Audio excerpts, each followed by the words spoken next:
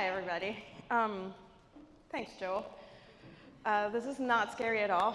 I don't really, I don't do public speaking, so let's hope this goes well, right?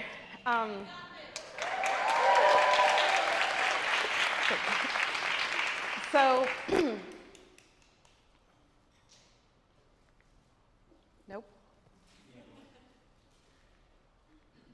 There. Okay. So I am Danielle Centeno, and I am one of the co-owners of Escasou Chocolates. I run it along with Tiana Young and a huge group of great people that without them, this wouldn't be possible. I am very excited to be here, and I am very excited that Joel asked me to be here for this theme, simplicity, right? Even though I think at some point he was like, oh, maybe this is not the right thing, because it seems complicated. But I hope that we can get to where you see the simplicity of it, right? So often when we talk about simplicity, when we hear that something is simple, we think of something that's boring or bland or uninteresting, right? Like, just think about like when we say like, oh, that's so vanilla. And I mean, if you've ever really experienced a vanilla bean, like the real deal, there's absolutely nothing boring about it. Like, vanilla brings such depth and sweetness and just like huge amount of layers and complexity to whatever you add it to. So vanilla may be simple, but it's not boring, right? So simple is not a bad word. And simplicity doesn't necessarily mean that something is simple. Just like something complicated doesn't mean that it's going to be complex, right? You can have a very complicated thing that ends up being simple. So if you think about your favorite things, right? Some of your favorite experiences or dishes or designs or things that just make you smile, right? They're either most likely than not, they're going to be something simple or a compilation of simple things, right? For example, my favorite designs tend to be just clean lines with maybe just like a small pop of color that was very well thought out and placed there, or a sneaky curve or something like that. And my favorite foods are Italian, Latin American, and Japanese. Now, these may be really simple, right? But by using simple, well thought out, and good quality ingredients or processes, then you can create something very complex. And that's why I am just very excited that I can talk to you about how chocolate is a very simple, complex thing. So as Joel said, I was born and raised in Caracas, Venezuela. My mom was from Colombia and my dad is from Venezuela. And I grew up going, to Colombia for holidays and vacations and, spending time with our family. And both of my families are very food-centric, both sides. But, my mom's side was very restrained and calm, and everybody's punctual, and the food is at the table at a certain time. I mean, we're gonna eat a lot, and there's gonna be course meals. It sounds fancy, but it's not. It's just lunch in Colombia. So, you eat like 5 things, and you then talk for like 3 hours on the table. But it was a very controlled space. The people that showed up were the ones that were gonna show up. Everybody got there on time. It was, the music was like quiet. And then go to my dad's side of the family, where you don't know who's gonna show up. There's food for like 100 people. It could be, I don't know, 10 or 50. And there's food, just revolving table filled with all kinds of stuff. And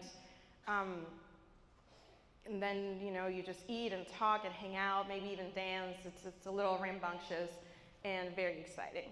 And both of my grandmas and my mom, they were all, I think, great cooks. I mean, not everything was great, but they did delicious things. And I think that the reason why it was so delicious is because they made it with, like, their end goal was to make you happy. Like, they wanted us to smile, to feel welcome, to feel nourished, to feel, you know, just the love that they have put into their food. So I guess what I'm trying to say here is that food has always been a very central part of who I am, how I grew up, my culture, my family. And so now that I look back on it, you know, kind of made sense that I ended up cooking for a living, even though would have never imagined that. So when I was, I mean, obviously, oh no, that's the wrong one. No, that's not the wrong one, actually. That's my family cooking.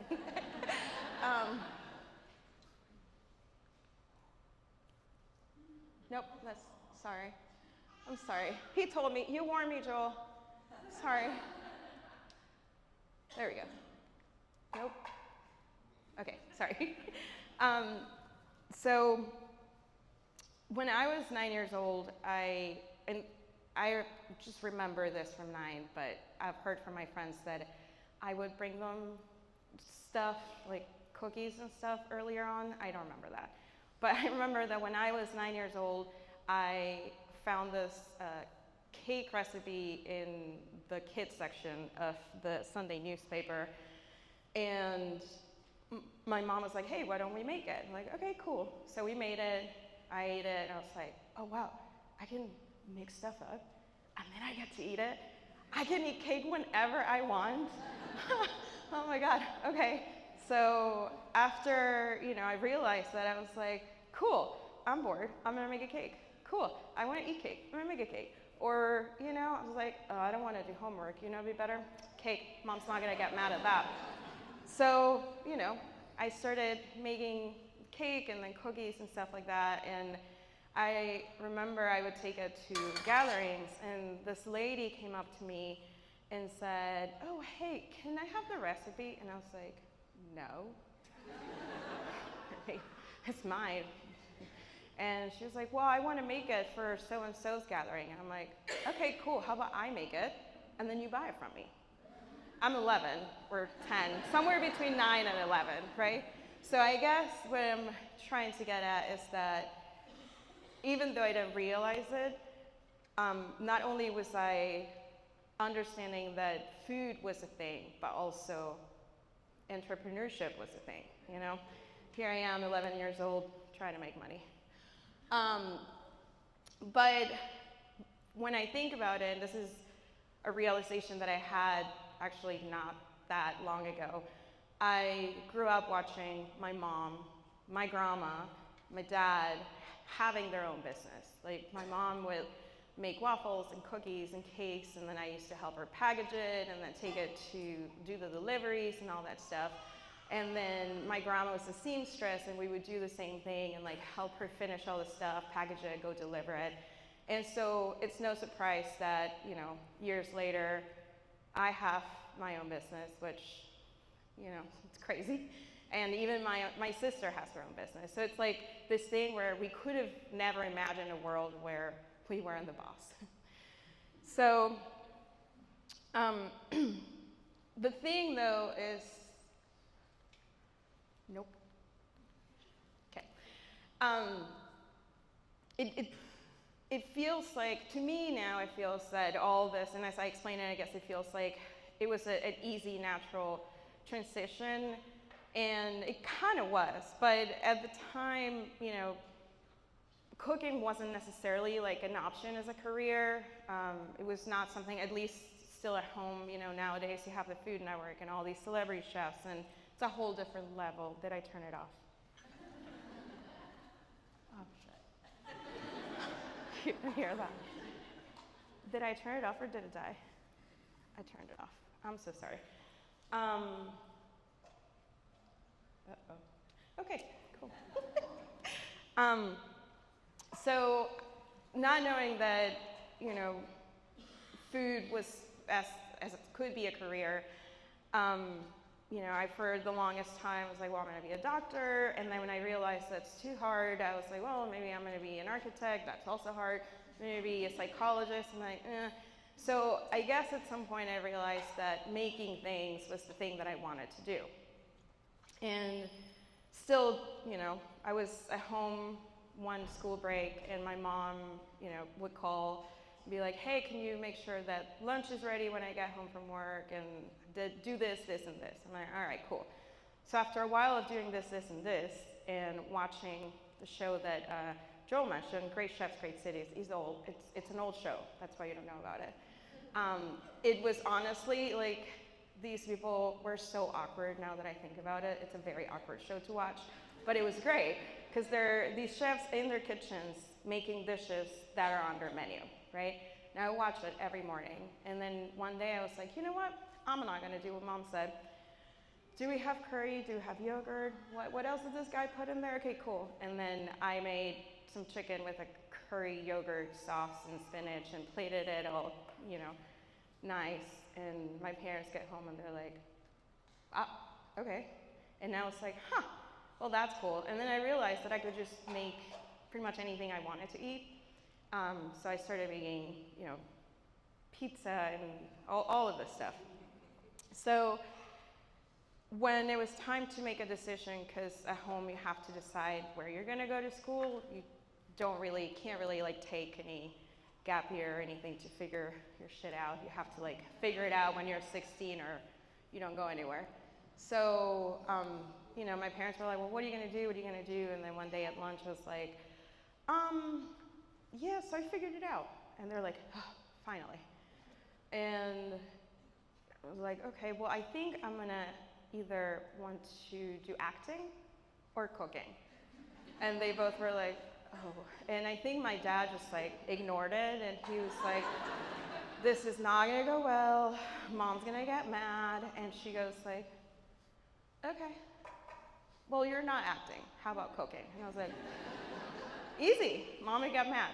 So we started, at the time there weren't any culinary schools at home. That wasn't quite a thing, and not going to school was not an option. So we looked for schools outside of the country, and at that time my aunt called and said, hey, I bought a house in Durham, so if she wants to stay there, then she can find a program and go to school. So I found the Wake Tech culinary program, which is A+.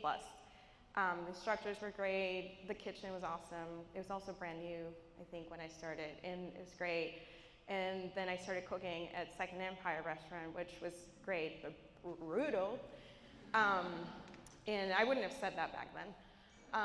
And I realized that even though this was extremely hard work, I realized that there was something about the food that just felt very simple and intuitive and just easy and just seemed to work out. And so I kept going, went to the Culinary Institute of America, and then I worked in many kitchens of different kinds, both here and at home.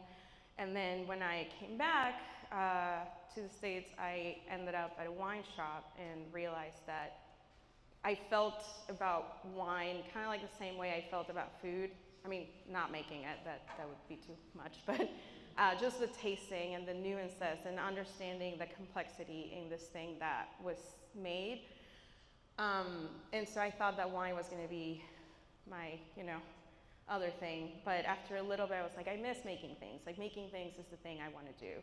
And during this time, the opportunity of a chocolate shop in Raleigh just sort of happened. Okay.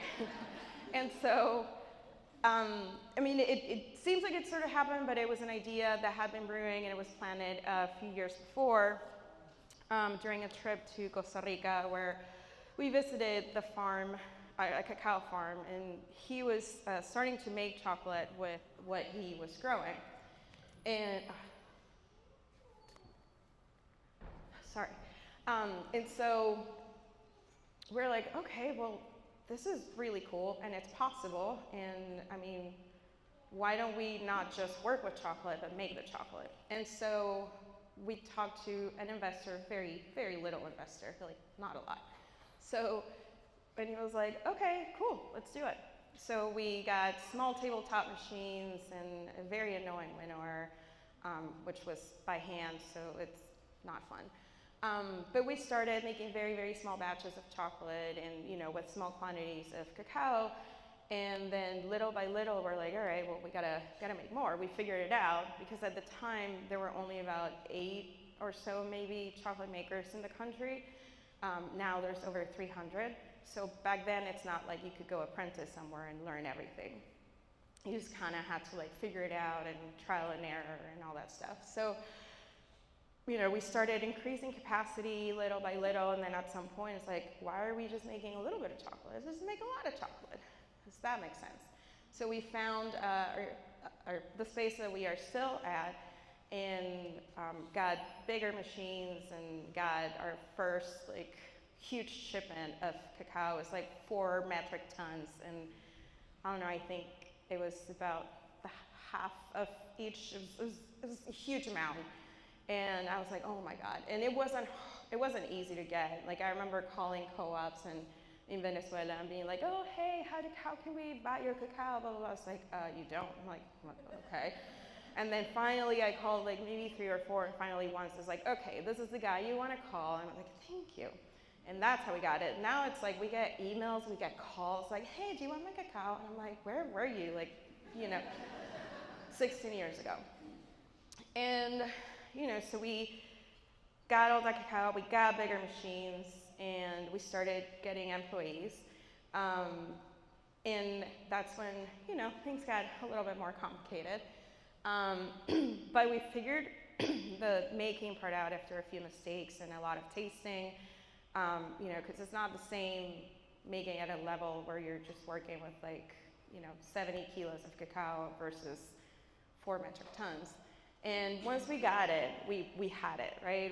It became easy. Like nowadays, we're like, oh yeah, we get this cacao, it's this, easy. And again, it feels natural and sort of simple. So now that we are getting to chocolate, if you're not familiar with chocolate, cacao only grows 20 degrees north or south of the equator, as you can see there, because that's where the best soil and weather conditions are for the best growing of it. And I have this picture up here because I always think that it's fascinating if you've never seen it in real life. Like cacao grows like it looks kind of like a parasite sort of, because it grows on the trunk of the tree and it's not like branches. We always imagine fruit just growing branches and, you know, I don't know, apples, cherries, whatever. But this is like, see the trunk just kind of lined up with it, and it's just really cool.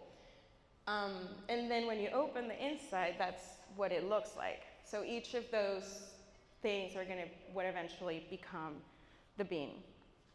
So one of the most important things, I think, that is the thing that's going to create the complexity in the flavor profiles of the chocolate is the origin. And talk a little bit more about the origins in a little bit. But that is one of the most important things.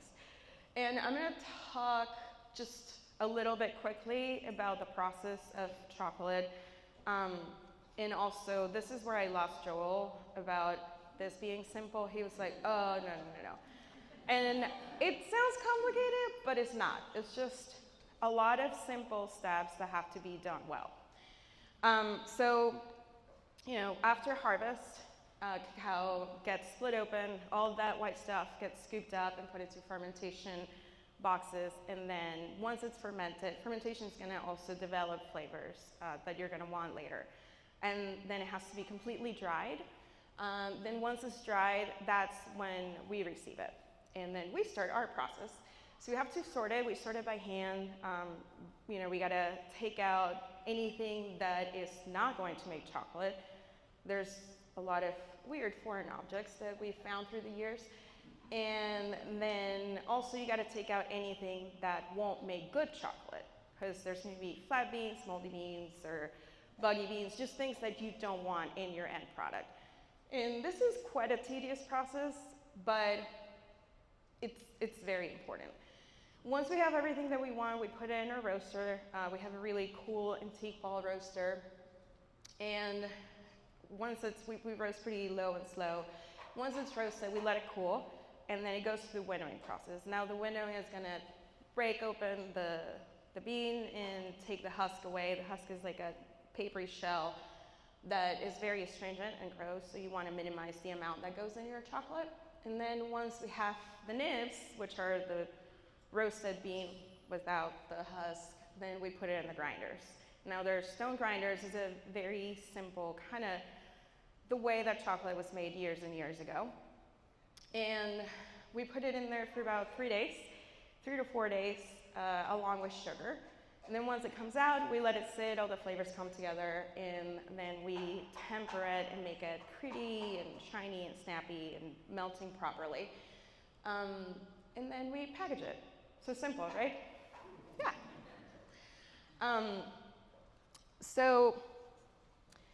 But like I said, it is simple, but any of these steps done without respect for the product that you're working with the ingredient that you're working with, or without respect for your end product, it's gonna yield something that is not necessarily ideal, right?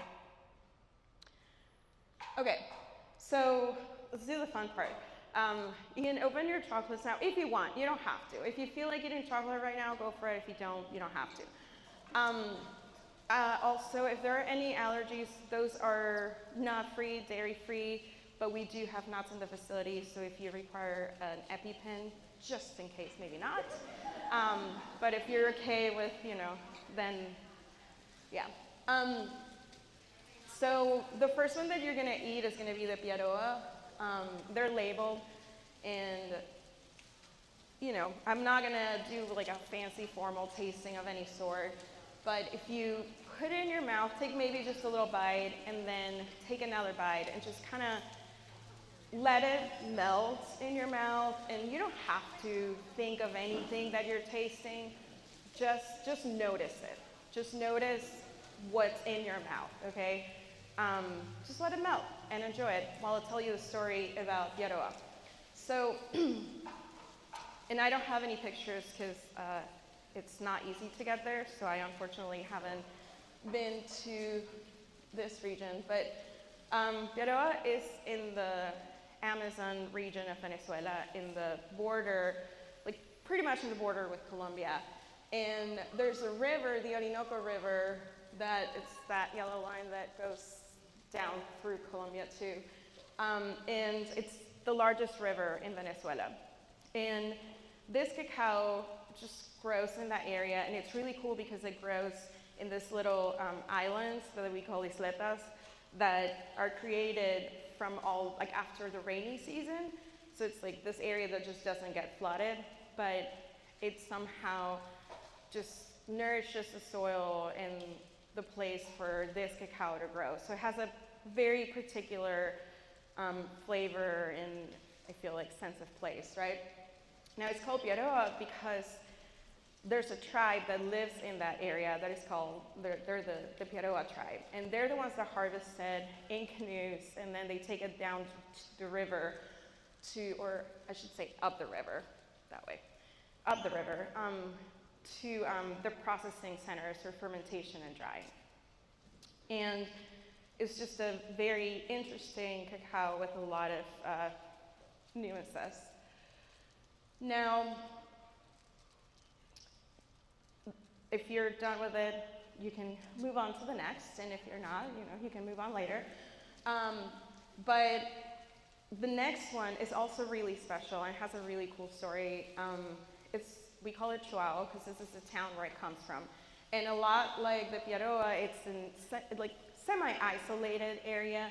Chuao is a town, it's opposite to the Piaroa, the Amazonas. It's a coastal town. So the conditions, even though they're fairly similar, they're different. So it's a coastal town, and it's semi-isolated because you can only access it via boat from the neighboring towns. Nope. Okay. And the cool thing about this town is that their entire economy, festivities, everything revolves around cacao. They have been working with cacao since the towns happened. They found out that cacao was growing there in the late 1500s, but the town wasn't founded until about the 1600s. But they've been working with cacao all their lives. This is their livelihood. This is what they do. And it's so important that in Latin American towns, there's always a church. And in front of a church, there's like the town square or plaza. And in this case, instead of being a town square, it's a cacao drying patio. So that's how important cacao is to this town. They are so proud of their cacao. The way that they don't even want to let strangers in. They really just look at you like, what are you doing here? And it's just really cool. And then as soon as you get off the boat and just go in a little bit, you start seeing cacao trees everywhere. Also, another thing that I think is very cool is that it's a matriarchal society, even though there's a lot of machismo still, but the women are the ones that are in charge of the entire cacao production, which I find it's amazing. And then all of the festivities that they lead are also related to the harvests. So the reason why I chose these two chocolates were because if you didn't catch it when I was talking about the process of chocolate, the ingredients in chocolate are just two ingredients, just two: cacao and sugar. Simple, right? Very simple. But if at any moment either of these ingredients are not right, then it's not so great. So you gotta treat it all with respect. And while it is simple, what you just ate, I hope, at least to me, to us, it's pretty complex, right? We think of chocolate as this very simple thing, but it's the same thing. You just had two things that they're the same thing, but they're not.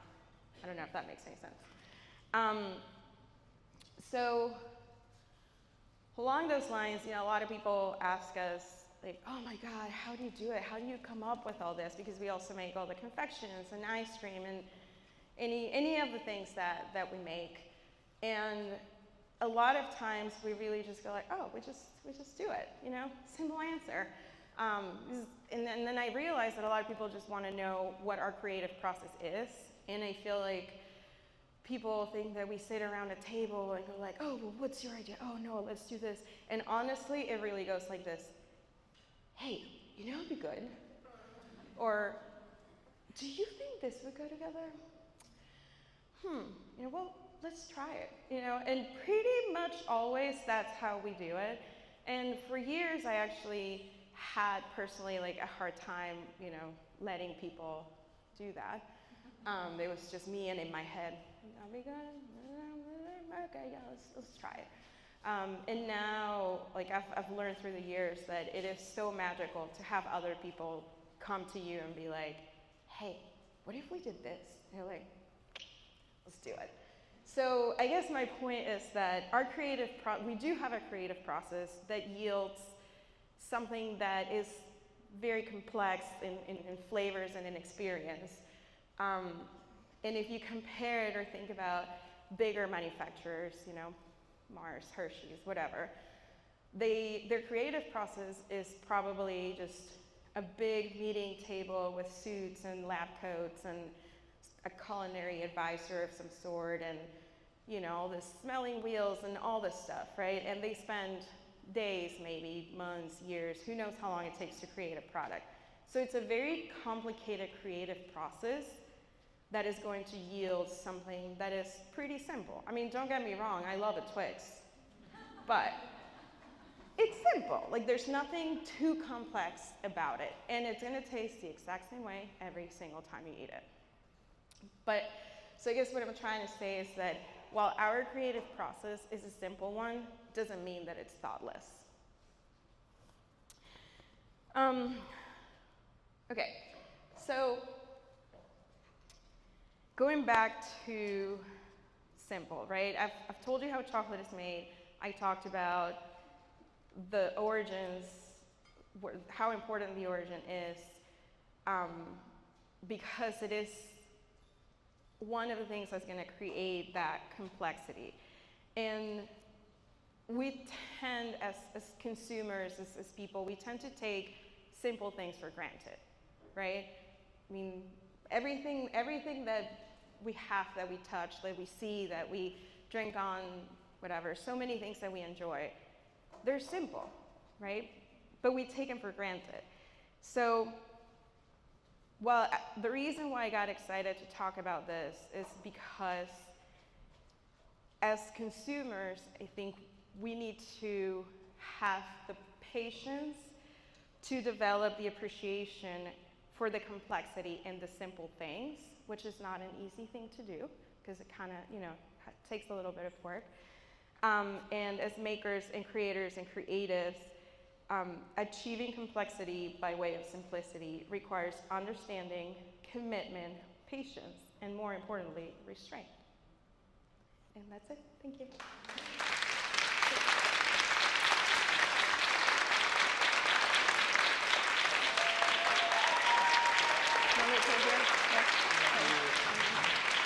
Thank you so much, Danny. Keep it going, keep it going. It is funny because I think initially when I reached out to Danny, it was that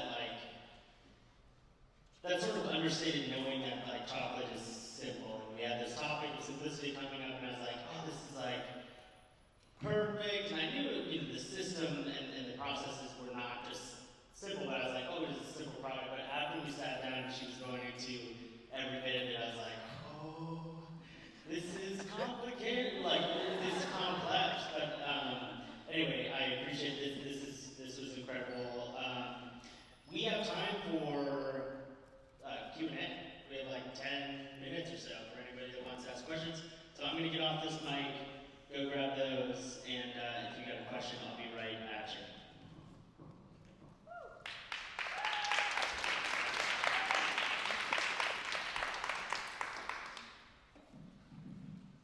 All right. Good morning, Danielle. Hi. I would love to ask you to pry your brain a little further about what you said in the end about the importance of having restraint. Can you talk about, as a chocolatier and business owner, where you had to exercise restraint? I have to exercise restraint in so many ways. From the point of view of making something, I think we exercise restraint on the regular because we want to try to make all of our ingredients shine, right? So we make a lot of confections. We have so many flavors. I don't know, 300 that we've made through years, 400. Nadia says we have more than that. Through this 16 years, right? About 400 different flavors, and they're pretty complex. But ideally, we want to be able to have the flavors shine. So instead of, there are times where oh, let's make a, I don't know, mint, lemon, blueberry chocolate. No, let's stop at mint, have the mint shine, have the chocolate shine, have the cream shine. Or, even like with the processes, like sometimes I've been like, oh, well, what if we smoke the nips and do this? And it would be a pretty cool thing, but it may not be necessarily what we're trying to like show. We're trying to showcase cacao at its purest, right? And I mean, honestly, even making these lights or anything, it's like you want to put so much stuff in there, and you're like, nope, too many, take it off. We're even like in the design of our space, it's just taking a minute to sit with what you have and realize at what point like this stops making you happy and you stop appreciating it. So I don't know if that made sense, but yeah. Thank you.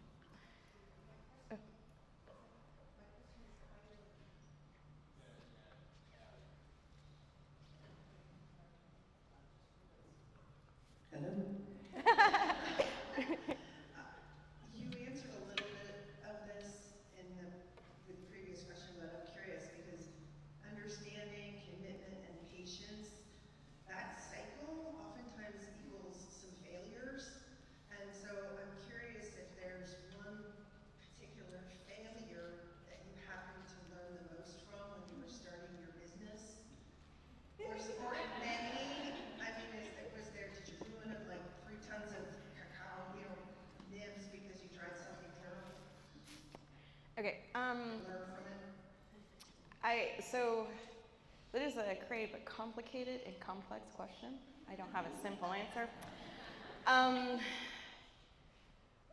I think from the making point of view, one of the biggest mistakes was early on when we first got our big grinder and we went from making like 70-pound batches, and we got a big grinder that would make 300 pounds, and we cleaned it and painted it and all that in the new space, and we're like, hey, let's make 300 pounds of chocolate. And the chocolate ended up tasting like paint. So we knew that chocolate absorbed flavors really easily, right?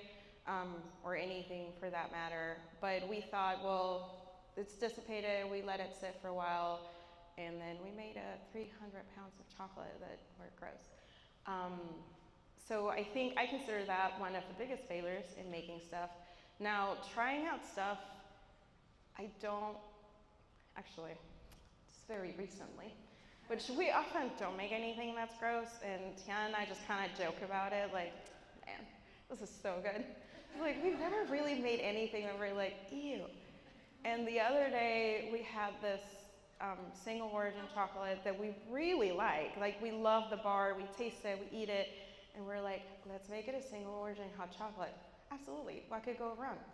Grind it, And then we're like, okay, it's time to take it out for a run. Let's start selling it.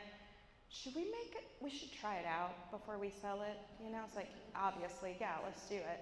But really, we weren't thinking that it was, we're like, it's done. And Tiana made it, and then she like puts it in front of me with a face that is just like, and then I taste it, I'm like, oh my God, what did we just do? And then like she's like, oh, let's try with water, see if it's better. Oh my God, what did we just mess up the chocolate? What did we do? Let's taste the chocolate on its own. And then we taste, no, the chocolate's great. Somehow this chocolate, when you heat it up, mix it with milk or water, so it wasn't a failure because we didn't quite put it out, And I mean, we know that we should always taste everything that we make before it goes out. But we were so confident. And, sometimes confidence can kind of bite you a little bit in the ass. And I think that's one of the most recent. And then just, I think, through the years of having a business and leading people, I think has been, the thing that I've learned about the most is how to lead. And I think at some points I have failed in the past. And just having, a good personal and professional support system has made me, I think, a better leader, and I've learned every day from it.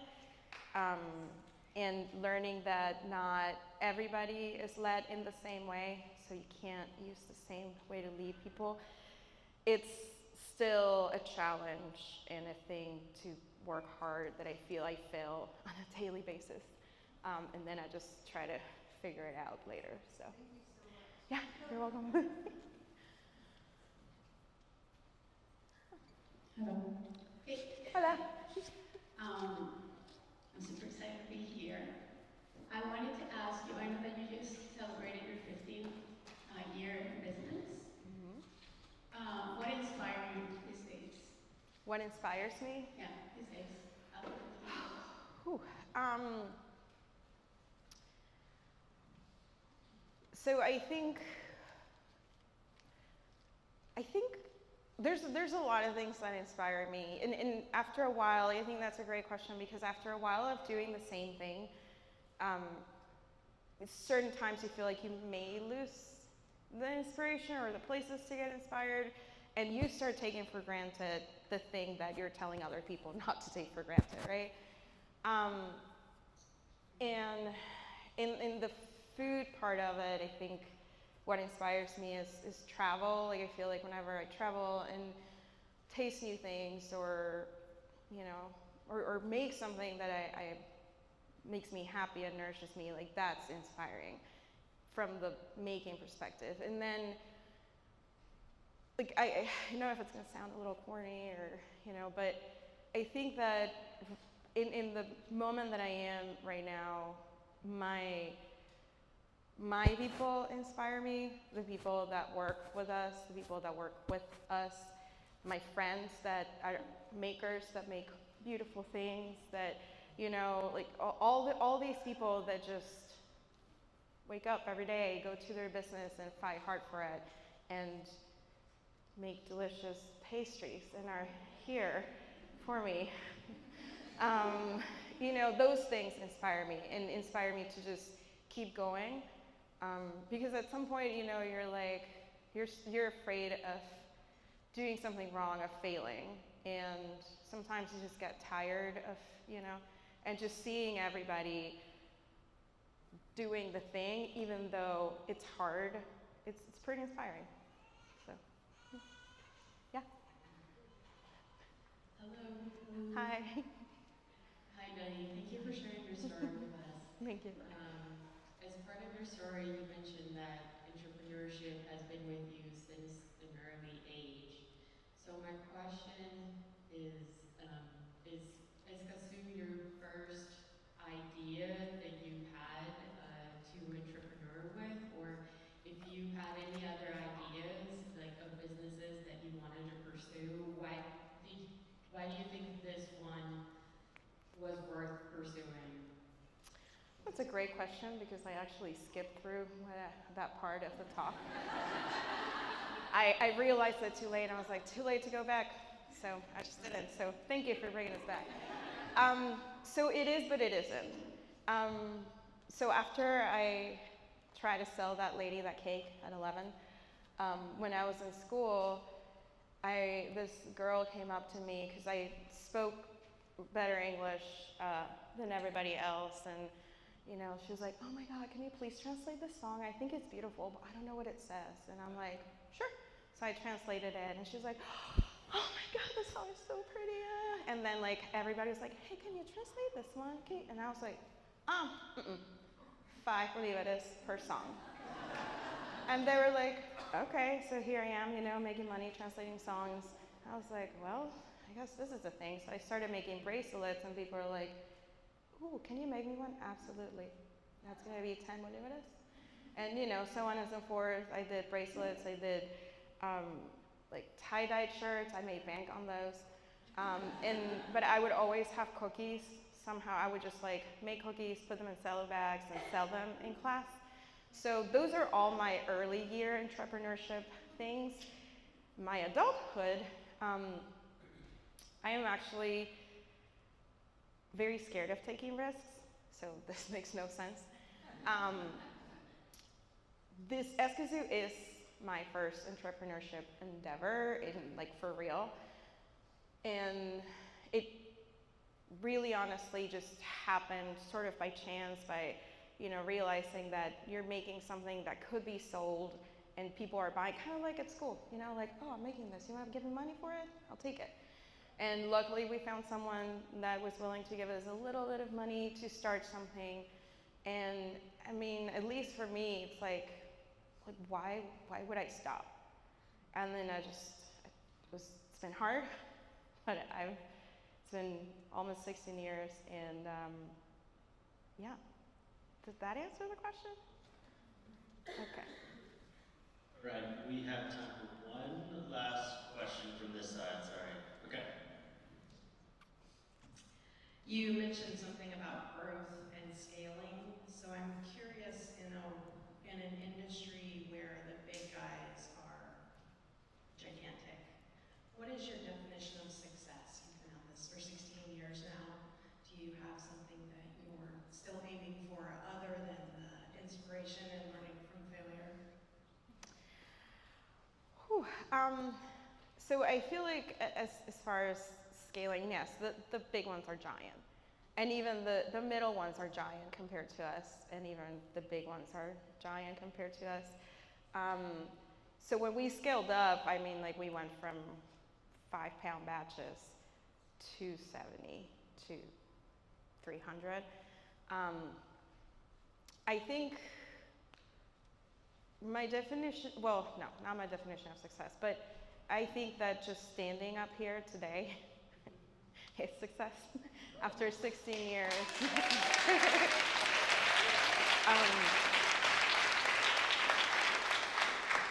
After 16 years of you know, doing what we do, and honestly just every day, going through every day is success. And what we want for our business is to be able to keep doing what we're doing, right? In the way that we do it, and give people something that is true, that is good, that is meaningful.